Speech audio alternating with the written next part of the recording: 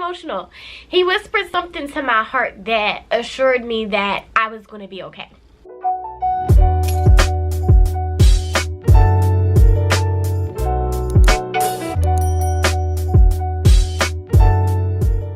Hey y'all, welcome back to the channel. I'm Keviahwatrice. If you're new, make sure you hit the subscribe button and join the family. I'd love to have you here on my channel. So we're going, just chat today, have a little conversation. I'm going to tell you guys a little more about my personal story with quitting my job and becoming a full-time entrepreneur. So as you can tell by the title of this video, I quit my job 2 years ago at the age of 24. I want to start off just telling you guys a little bit about my story, my upbringing.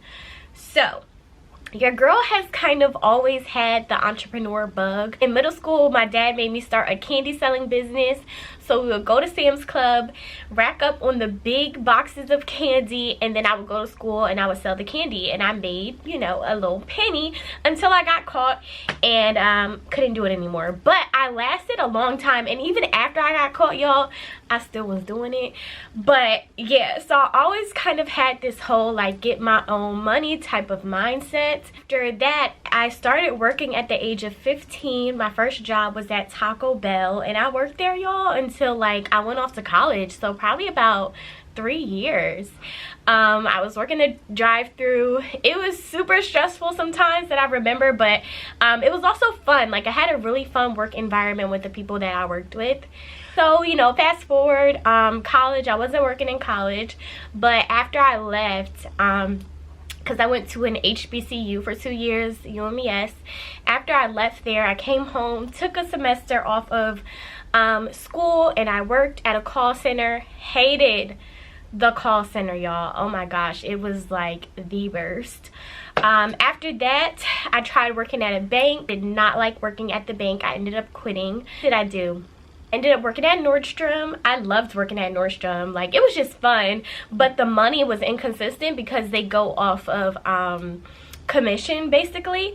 So I mean, it was fun to do and an easy job, of course. After that, I started working for my mom's business because my mom, she's an entrepreneur as well, and she had a whole restaurant called Taste of Heaven. I was basically a manager there, working the front end of the business. So all the phone calls that would come through for orders, I was managing a whole team of girls who worked my front end, checking people out, basically taking the calls and working the register. After that, my mom ended up moving to Florida, so the business in Jersey got shut down. So I had to find a job. My mom moved to Florida. I didn't want to go with her, and I started working for AAA. So this is my latest job that I worked 2 years ago. I was working at AAA, and oh my gosh, I could not stand that job, y'all.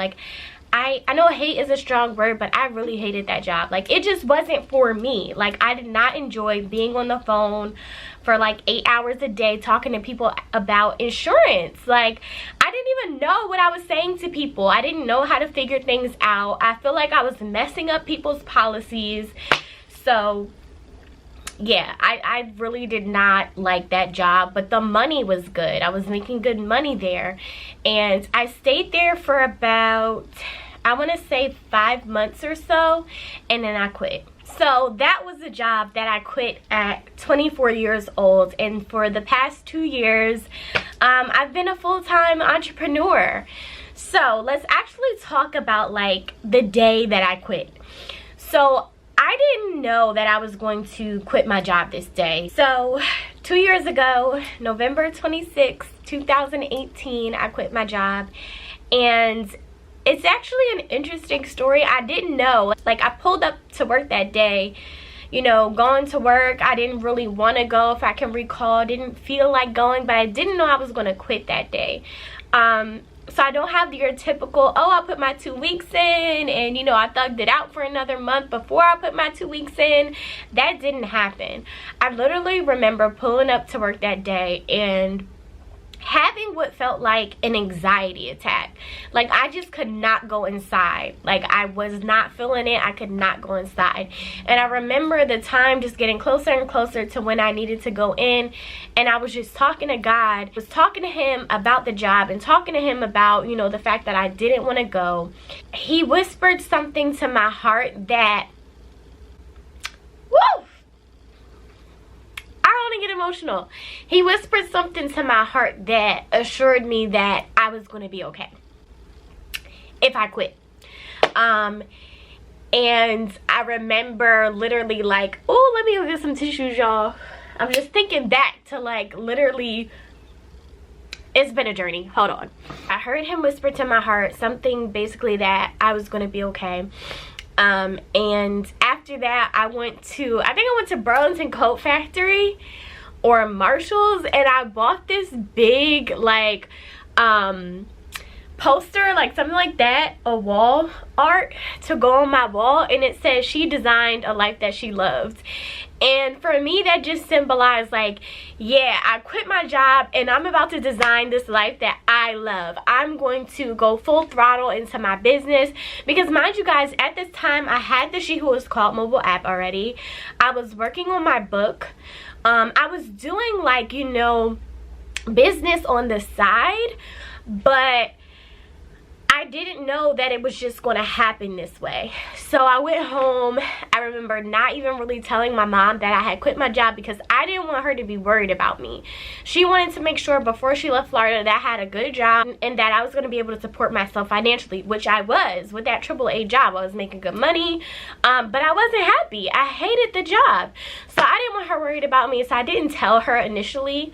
But from there, like, I just kind of started, you know, this whole entrepreneurship journey. My book launched, and it did really well, so I was able to still support myself from that. And my book is called The Makings of a Godly Woman. I'll leave it in the description, because we also just hit our 2-year anniversary on the book launch. After that, I came out with the stillness journal. I'll put that in the description as well. And it's basically a journal that promotes stillness and being rooted in God, and it has prayers, scriptures, and space for journaling inside. Ended up coming out with my life kits, and I don't remember exactly when that was, but I was just kind of doing little things in the beginning, that first year of the journey. And when I tell y'all, like, it was hard. Like, when I hit my first year anniversary for full-time entrepreneurship, I didn't celebrate. I actually just let the day kind of come and go, because I was like, there's nothing to celebrate. Honestly, y'all, I was frustrated. I wasn't making a whole bunch of money. In my head, I thought, yeah, I'm focusing on my business. I'm about to be a full-time entrepreneur. I'm about to be rolling in money. And it was like, that ain't what happened. That is not what happened. That's not my personal testimony. I ended up going through this huge waiting season, and it was like, I was so frustrated. I felt like, God, you called me and you told me, like, you whispered something to my heart that it was okay for me to leave this job, but now I'm out here struggling. Like, can I even put gas in my car? How am I going to eat today? My car note, like, there were so many things that God kind of just stripped away from me. And for me, I'm the oldest, and I grew up having a lot of responsibilities. I grew up very mature. I grew up having a lot of things just put on me, and I matured fast. I was kind of like a second mom. Like, I grew up very independent. That's just like my nature. I am very, very independent. And for me, it was like, I needed help. I wasn't able to really support myself financially. And I know, you know, you guys may think, well, sis, you need to go get a job. But I didn't feel called to just quit my job and then go get another job. Like, God wasn't calling me to do that. There were some things that I had to humble myself. I had to be open and receive the help. Thank God my family was very supportive during that time, and they helped me out a lot. But it was difficult. And I'm not even saying that I have arrived at this place. No, sis, I'm not exactly where I want to be. But by the grace of God, it's been 2 years. And I wouldn't want it any other way. With every breakdown that I've had, like, girl, there has been some breakdowns. Like, God, I just want to quit. Like, I wanted to quit so many times. I'm like, God, why did you call me to this?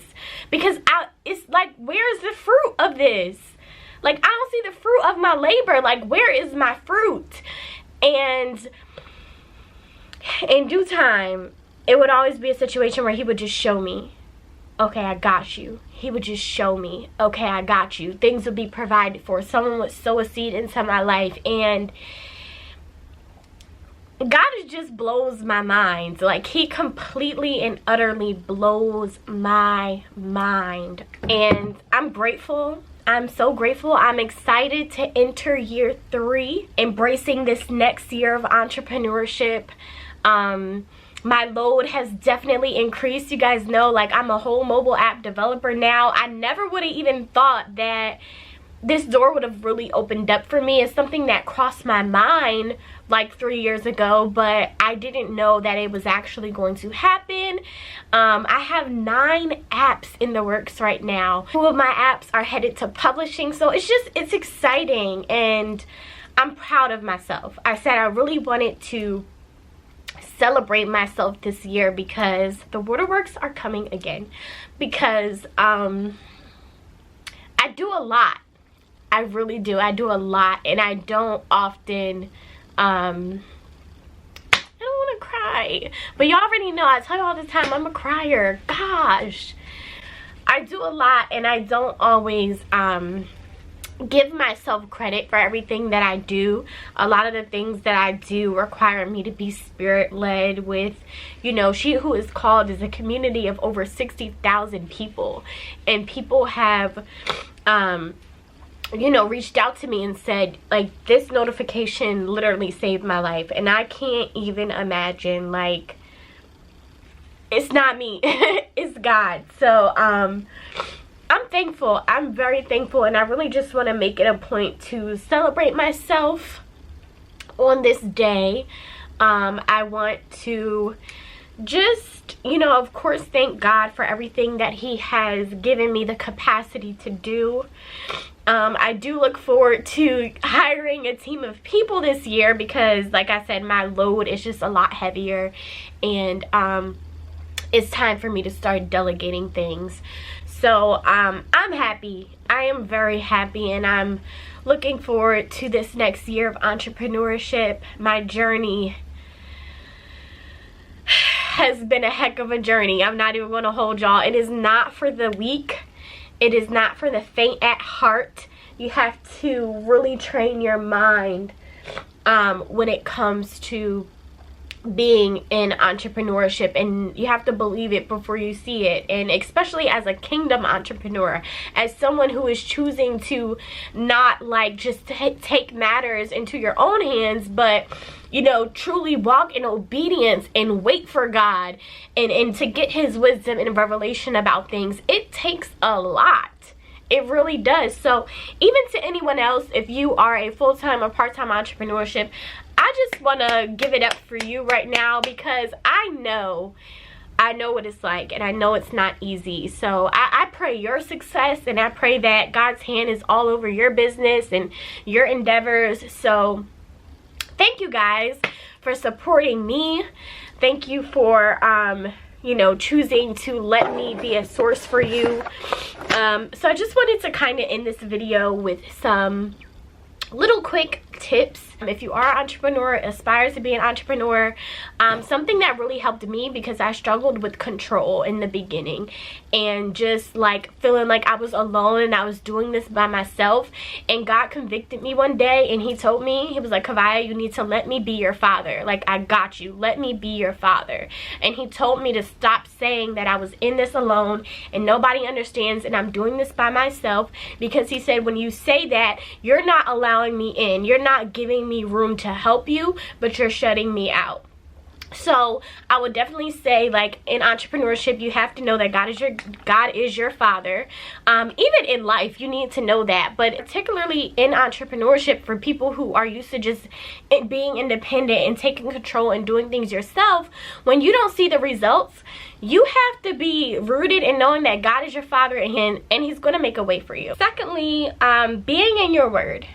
as an entrepreneur, a kingdom entrepreneur, you are going to have to stay in your word. Because trust me, during those times where I started to doubt God, like there was a point where I was like, dang, do I really have faith? Because I'm struggling to believe that this is going to work out for me, and that God, you really have my back. And that was during a time that I really had to like guard up in the word. Like I was making scripture cards, I was going on prayer walks, and I would take those scripture cards with me. Like I literally had to protect my mind, because if I didn't do that, I probably would have went crazy. I probably would have quit, and I probably would have stopped believing in God, like if I could be honest with you. So you have to put controls in place of really guarding yourself in the word, and knowing that like his word is your protection. Like that's just it. And you really have to get it in your heart, because it's one thing to like just quote the word of God, and I can give you a whole bunch of scriptures right now, but if it's not in my heart, then I'm not going to apply it to my mind, and I'm not going to apply it to my life. So really just praying that those scriptures sit in your heart, that they're embedded in your heart, so that you can think and live them out. So like praying for my healing. Entrepreneurship is going to show you the real you. It's going to show you the ugly parts of yourself that still need healing from childhood, and just like toxic behaviors that you may have. So trusting the process of my healing, and knowing that sometimes healing is ugly before it gets beautiful, really helped me in my journey as well. And lastly, take it day by day. Entrepreneurship is a lot. I don't personally have a 5-year plan right now. I pray, I obey. If God gives me something for, 5 years, of course I'll stick by that. But that's not my story right now. So I'm not even going to, and that's another thing, don't compare yourself to other people. I'm not going to compare myself to Shay over there who has her 5-year plan, because who knows, what she's been worrying in her prayer closet about her 5-year plan, or if she even prayed to God about that 5-year plan. So do not compare yourself to other people, sis. I know it's hard, but get it together, okay? So yeah, sorry for all the tears, y'all, but it's been a journey, and I really want to celebrate myself on this day. I want to celebrate myself this year, because I was so hard on myself last year. Thank you to everyone who has supported me. Thank you to everyone who has supported me, who has spent your coins with me. Thank you for being on this channel, okay? My channel is monetized, and I get paid from you watching this video, sis. So just thank you. I thank you guys so much. I appreciate you, and I have some great things coming that I hope you love. So thanks for watching this video, and I'll see you guys in my next one. Bye.